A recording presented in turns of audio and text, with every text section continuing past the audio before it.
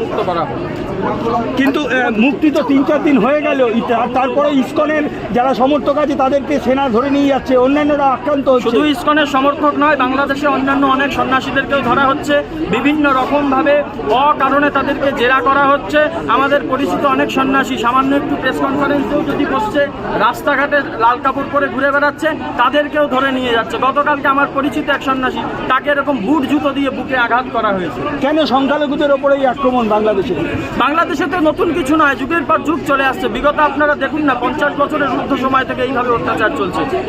পূর্বতন সরকার থেকে শুরু করে এখন পর্যন্ত এই অত্যাচার চলে। কিন্তু গত 1 মাসের তো অবস্থা বেশি পরিবর্তন হয়েছে, এটা কি সরকার পরিবর্তনের জন্য? সেই সরকারের ভূমিকা, সেই সরকার আসার পর থেকেই তো সন্ত্রাসের আরো দেখা যাচ্ছে, আগে যা সন্ত্রাস ছিল তার আরো পরিবৃদ্ধি ঘটেছে বাংলাদেশে। আপনারা কি বাংলাদেশের যারা মানুষ তাদেরকে এই দেশে আসার ব্যাপারে কি বলবেন?